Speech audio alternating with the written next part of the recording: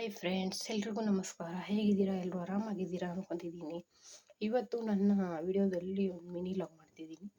ಹುಣಸೆ ಚಟ್ನಿ ಅಂದರೆ ಹುಣಸೆ ಖಾರ ಅಂತ, ಹುಣಸೆ ಹಣ್ಣು ಖಾರ ಅಂತ. ಅದಕ್ಕೆ ಏನೇನು ಬೇಕು ಇಂಗ್ರೀಡಿಯೆಂಟ್ಸ್ ಎಲ್ಲ ನೋಡಿಬಿಡಿ. ನೆನೆಸ್ಕೊಂಡಿರೋಂತಹ ಹುಣಸೆ ಹಣ್ಣು, 2 ನಿಂಬೆಹಣ್ಣಿನ ಗಾತ್ರದಷ್ಟು, ಒಂದು 10ರಿಂದ 12 ಹಸಿಮೆಣ್ಸಿನ್ಕಾಯಿ. ಹಸಿಮೆಣ್ಸಿನ್ಕಾಯಿ ತಿನ್ನಲ್ಲ ಅನ್ನೋರು ಒಣಮೆಣ್ಸಿನ್ಕಾಯಿ ಹಾಕೋಬೋದು. Choice is yours. ಸಾಲ್ಟ್. ಆಮೇಲೆ ಇದು ಬಂದು ಈರುಳ್ಳಿ, ನಾಟಿ ಈರುಳ್ಳಿ ಕಟ್ ಮಾಡ್ಕೊಂಡಿಟ್ಟಿದ್ದೀನಿ. ಚಿಕ್ಕದು ನಮ್ಮ ಹೊಲದಲ್ಲೇ ಬೆಳೆದಿರೋಂತಹ ಈರುಳ್ಳಿ, ಕರಿಬೇವಿನ ಸೊಪ್ಪು, ಜೀರಿಗೆ, ಬೆಳ್ಳುಳ್ಳಿ.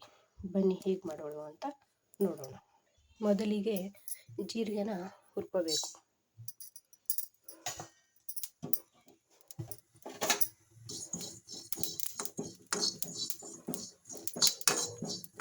ಘಮ ಬರೋವರೆಗೂ ಜೀರಿಗೆನ ಹುರ್ಕೋಬೇಕು.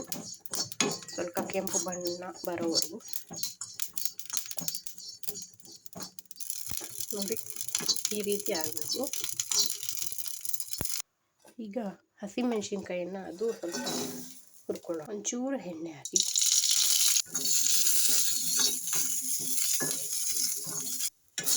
ಈ ರೀತಿ ಹುರ್ಕೊಂಡಾದ್ಮೇಲೆ ಈಗ ಜೀರಿಗೆನ ಮೆಣಸಿನ್ಕಾಯನ್ನು ಮಿಕ್ಸಿಗೆ ಹಾಕಿದ್ದೀನಿ.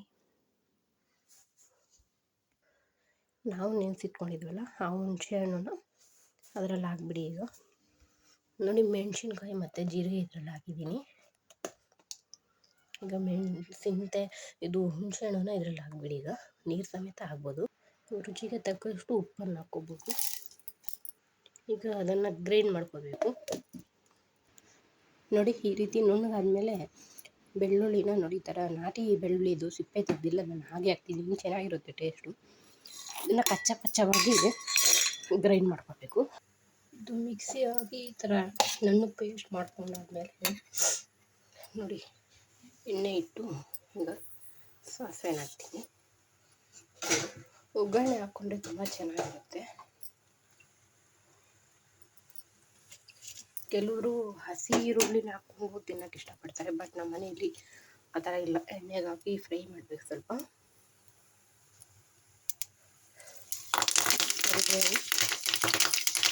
ಸ್ವಲ್ಪ ಈರುಳ್ಳಿ 2 ಹಾಕಿ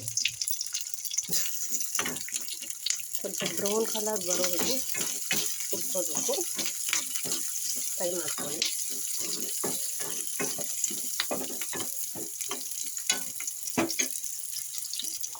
ಈ ಥರ ಆಗಿದ ತಕ್ಷಣ ಸ್ಟವ್ ಆಫ್ ಮಾಡಿಬಿಟ್ಟು ನೋಡಿ, ನಾವು ಮಿಕ್ಸಿಗೆ ಹಾಕ್ಕೊಂಡಿದ್ವಲ್ಲ ಅದರೊಳಗೆ ಈರುಳ್ಳಿನ ಹಾಕ್ಬಿಟ್ಟು ಚೆನ್ನಾಗಿ ಮಿಕ್ಸ್ ಮಾಡಿಬಿಟ್ಟು ಬಿಸಿ ಬಿಸಿ ಅನ್ನಕ್ಕೆ ಹಾಕ್ಕೊಂಡು ತಿಂತಾಯಿದ್ರೆ ತುಂಬ ಸೂಪರಾಗಿರುತ್ತೆ.